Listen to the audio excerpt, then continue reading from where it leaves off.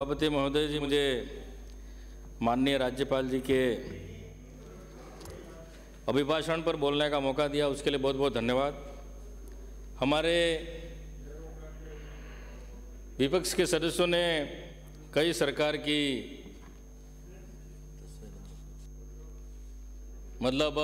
कमियां निकाली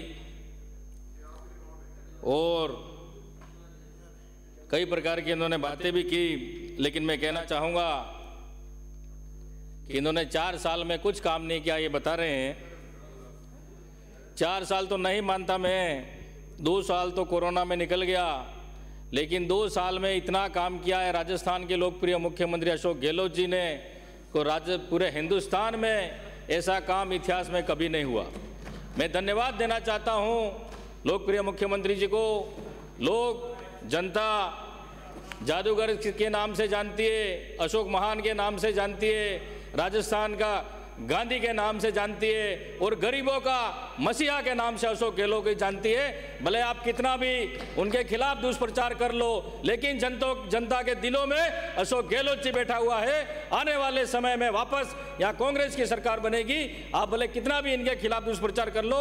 इतना 2 साल में कोरोना होते हुए भी लोकप्रिय मुख्यमंत्री अशोक गहलोत जी ने काम किया है, मैं बहुत बहुत धन्यवाद देना चाहता हूँ। साथ ही मुख्यमंत्री चिरंजीवी स्वास्थ्य बीमा योजना, ये ऐसी योजना है जो गरीब के लिए एक संजीवनी जड़ी बूटी बनकर काम कर रही है।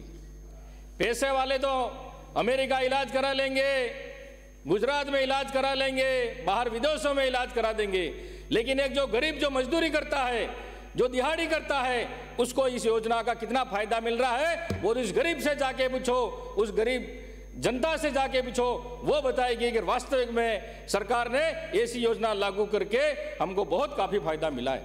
हमारे वहाँ गुजरात पास पड़ता है।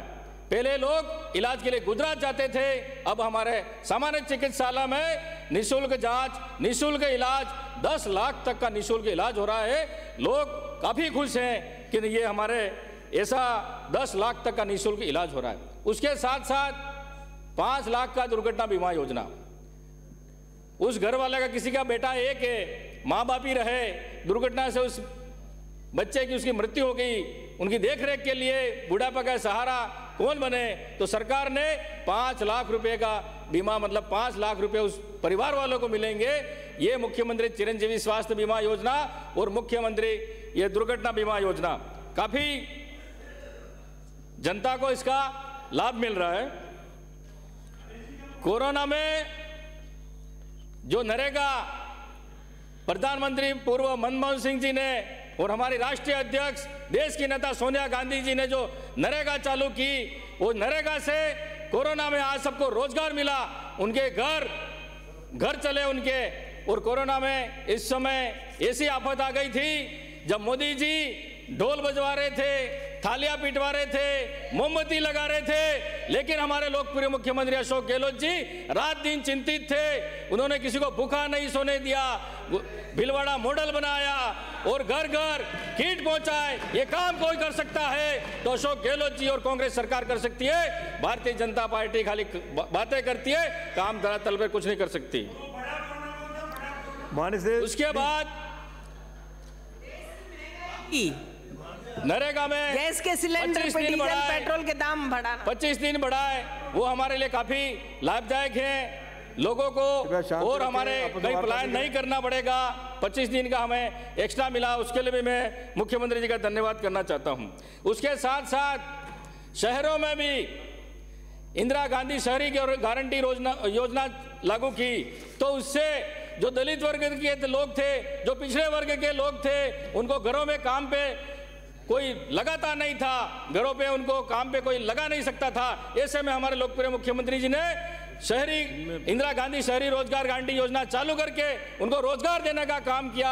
आज काफी वहां पर उनको रोजगार मिल रहा है, खुश भी हैं। उसके बाद इंदिरा रसोई योजना चालू की, 8 रुपए में पौष्टिक भरपेट भोजन आज मिल रहा है, वो भी बिठाकर। ऐसा काम कोई कर सकता है, अशोक गहलोत ही कर सकता है, अशोक गहलोत मुख्यमंत्री ही कर सकते हैं, इसके अलावा कोई नहीं कर सकता है। किसान मित्र योजना 50 यूनिट बिजली फ्री। हमारे गांव में जो गरीब के लिए एक भले 200 रुपये भी उनको मजदूरी करके भरने पड़ते हैं, उनका बिल फ्री हो रहा है। किसान जो 1000 रुपये जो सरकार जमा कर रही है किसानों का, इससे बड़ी बात क्या हो सकती है? अरे केंद्र कोयला ही नहीं दे रही है, मोदी जी खाली बातें कर रहे हैं और अब कह रहे हैं कि हमारी ये स्थिति हो गई, वो स्थिति हो गई। अभी तो हमारे निःशुल्क 0 बिल आ रहे हैं, लेकिन आपके टाइम में पूर्ववर्ती सरकार में घरों में लाइट नहीं आती थी, बिलों में करंट आता था। बिलों में करंट आता था, आपकी सरकार थी तब।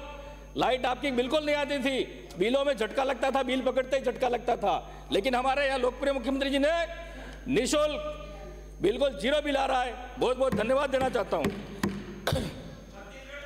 शिक्षा के क्षेत्र में इंग्लिश मीडियम स्कूल खोली, एक गरीब का बच्चा इंग्लिश पढ़ सके, आगे बढ़ सके। लेकिन विपक्ष के हमारे जो सदस्य हैं उनको अच्छा नहीं लग रहा है, क्योंकि गरीब का बच्चा नहीं पढ़ना चाहिए, अंग्रेजी नहीं पढ़ना चाहिए, वो आगे नहीं बढ़ना चाहिए। ये भारतीय जनता पार्टी की सोच है। लेकिन हमारे मुख्यमंत्री जी ने हर ब्लॉक पे अंग्रेजी मीडियम स्कूल खोल करके हमारे वहाँ लोग जो गरीब थे वो आज आप अंग्रेजी पढ़ रहे हैं, उनको काफ़ी फायदा मिल रहा है। लोग भी काफ़ी तारीफ कर रहे हैं कि ऐसा काम कोई कर सकता है, अशोक गहलोत कर सकता है, कोई दूसरा नहीं कर सकता है।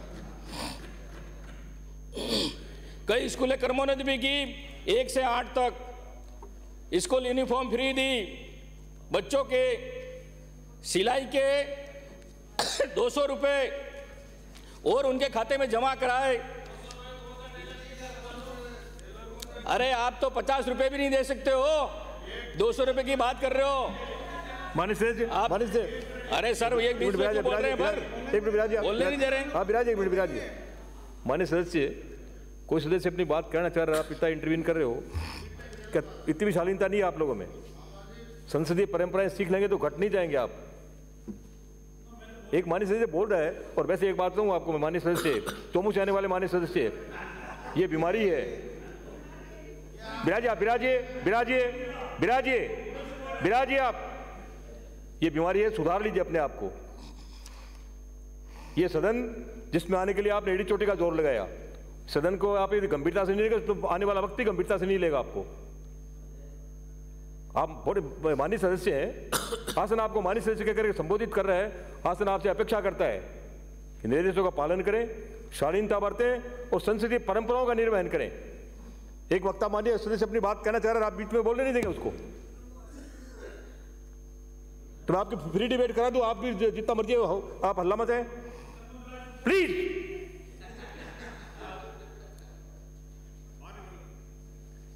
माननीय सदस्य,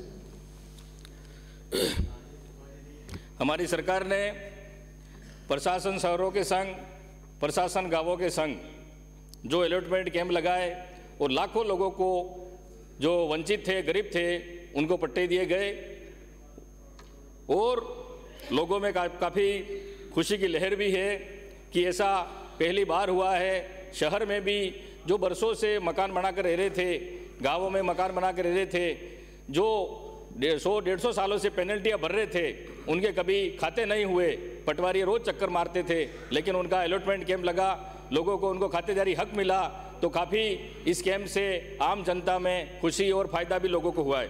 मेरे विधानसभा क्षेत्र में सरकार ने, अशोक गहलोत साहब ने काफ़ी जो मांगा वो दिया।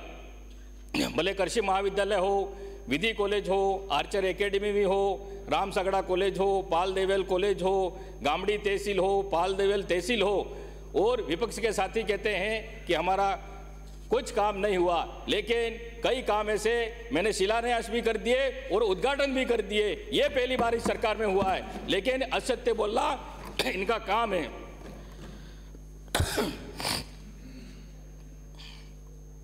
मैं माननीय सभापति महोदय जी, आपके माध्यम से सरकार से और हमारे लोकप्रिय मुख्यमंत्री अशोक गहलोत जी से मांग करना चाहूँगा कि हमारे टीएसपी क्षेत्र में, पूरे उदयपुर संभाग में हमारे युवाओं की यही मांग है। पहले भी मैं विधानसभा में बोलता आया हूँ, जनसंख्या के आधार पर सरकारी नौकरियों में हमें आरक्षण मिलना चाहिए। उसके बाद जो राजस्थान में 12% जो एसटी का आरक्षण मिलता है, उसमें से पृथक हमको अलग से टीएसपी का भौगोलिक स्थिति, आर्थिक स्थिति और हमारी सामाजिक स्थिति को देखते हुए 6% आरक्षण हमको प्रशासनिक राज्य सेवा में अलग से मिलना चाहिए। ये काफ़ी हमारे लंबे समय से युवाओं की मांगे।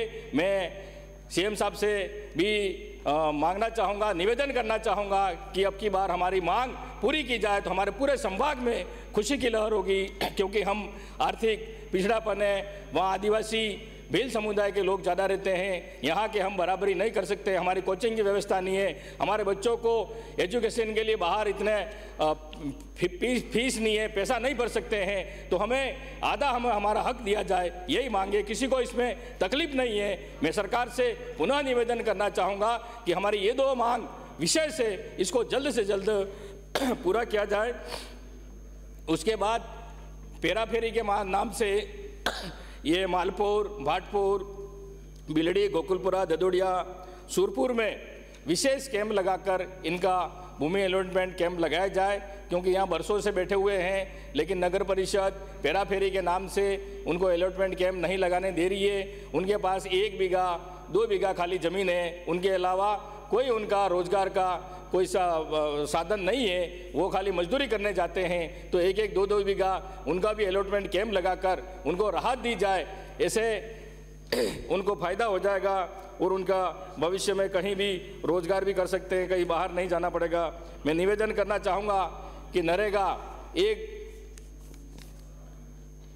वरदान साबित हुई है हमारे लिए, लेकिन आजकल जो ऑनलाइन सिस्टम कर दिया है, हमारे वहाँ पर कई पंचायतों में मोबाइल का नेटवर्क ही नहीं पकड़ता है, तो वहाँ फिंगर कैसे, थंब कैसे होगा, मेटो के हाजिरी नहीं और मेटो के पेमेंट नहीं मिला है, कारीगरों का पेमेंट नहीं मिला है, मटेरियल का पेमेंट नहीं मिला है, सरपंच भी परेशान है और मजदूर काफ़ी परेशान है, वहाँ ऑनलाइन हाजिरी नहीं हो रही है। सरकार ने, हमारे गहलोत साहब ने तो 25 दिन बढ़ा दिए, लेकिन 100 दिन, किसी के 50 दिन भी नहीं हो पा रहे हैं। और मोदी जी की तो यही सोच है कि नरेगा बंद कर दो, लोगों को रोजगार नहीं देना, यही इनकी सोच है। मैं कहना चाहूँगा कि हमारे वहाँ नरेगा में 200 दिन किए जाए, वहाँ पर कोई उद्योग धंधे नहीं है, कोई रोजगार का अन्य साधन नहीं है नरेगा के अलावा, या तो उनको सूरत जाना पड़ता है, गुजरात जाना पड़ता है, नरेगा के अलावा कोई वहाँ पर कोई ऐसा रोजगार का कोई साधन नहीं है। इसलिए टीएसपी क्षेत्र में, उदयपुर संभाग में नरेगा के 200 दिन किए जाएं, और जो ऑनलाइन हाजिरी हो रही है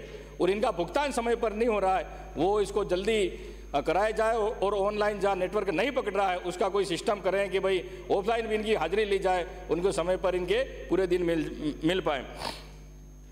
वनाधिकार के पट्टे काफ़ी हमारी सरकार ने दिए, लेकिन कुछ लोग काफ़ी वर्षों से बसे हुए हैं, उनके अभी तक फाइलें जमा हैं, लेकिन उनको वनाधिकार के पट्टे भी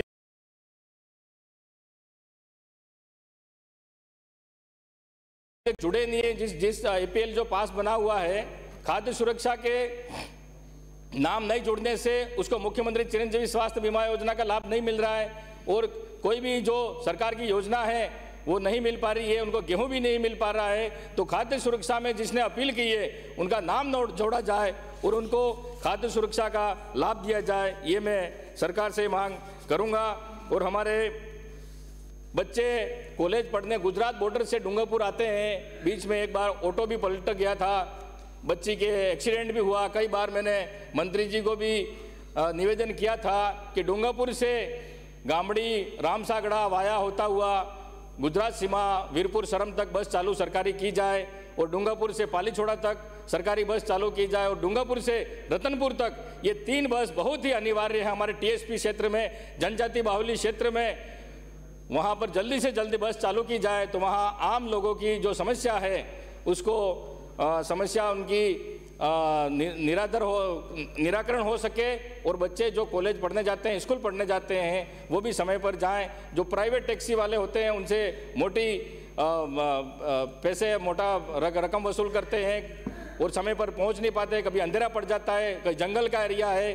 तो मैंने सरकार से निवेदन करना चाहता हूं, मुख्यमंत्री जी से निवेदन करना चाहता हूं कि बस हमारे जल्दी से जल्दी चालू की जाए। और हमारे क्षेत्र की मांग है, जो डूंगरपुर के संस्थापक, जो डूंगरपुर जिसने बसाया, डूंगर बरंडा का नया बस स्टैंड पर उनकी मूर्ति लगाई जानी चाहिए। ये हमारे क्षेत्र की जो पूरी जनता की मांग है। दूध डेयरी के पास ITI रोड पर माला कटारा की मूर्ति लगाने की मांग है। और शहीद कालिया मनात, जो पाकिस्तान भारत का युद्ध हुआ था उसमें शहीद कालिया मनात शहीद हुआ था, तो उसकी भी देवल खास में मूर्ति लगनी चाहिए। और जो मैं गुजरात में पेपर जो कल लीक हुए और जहाँ जहाँ इनकी बीजेपी की सरकार थी, जहाँ पेपर लीक हुए वहाँ तक कोई कार्रवाई नहीं की, लेकिन हमारे लोकप्रिय मुख्यमंत्री ने वापस पेपर भी कराए और जिन्होंने ऐसा काम किया उसको जेल भी डाला और जो उनकी बिल्डिंगें थी उनको भी ध्वस्त किया। ये काम किया है जो संवेदनशील सरकार अशोक गहलोत जी की सरकार ने किया, कांग्रेस पार्टी ने किया। भारतीय जनता पार्टी वाले के जिस भी राज्य सरकार में पेपर लीक हुए वापस उन्होंने एग्जाम भी नहीं कराए, उस पर कार्रवाई नहीं की। ये खुद मिले हुए, ये क्या कार्रवाई करेंगे? मैं कहना चाहता हूं और मोदी जी से, आपके जो सदस्य विपक्ष में बैठे हुए, जब मोदी जी ने घरेलू गैस तो 1100 रुपए सिलेंडर के कर दिए, तो नरेगा में मजदूरों के भी 1000 रुपए करने चाहिए। मैं कहना चाहता हूँ, मांग करता हूँ। मुझे समाप्त करें, वाणी से समाप्त करें। सर एक खाली कहना चाहूंगा। हाँ बताएं, जल्दी बताएं।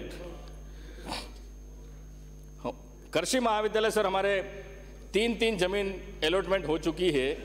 प्रशासन ने जमीन अलॉट करके भी दे दी, लेकिन कई अधिकारी कई कर्मचारी ऐसे बैठे हुए हैं जो काम नहीं करना चाहते हैं। 3 जगह जमीन बता दी है, फिर भी वो काम नहीं चालू करना चाहते हैं। मैं सरकार से निवेदन करना चाहूँगा, CM साहब से निवेदन करना चाहूँगा, मंत्री जी से निवेदन करना चाहूँगा कि जल्दी से जल्दी ये कृषि महाविद्यालय वहाँ पर चालू करा जाए। मुझे बोलने का मौका दिया, इसके लिए बहुत बहुत धन्यवाद। जय हिंद, जय भारत।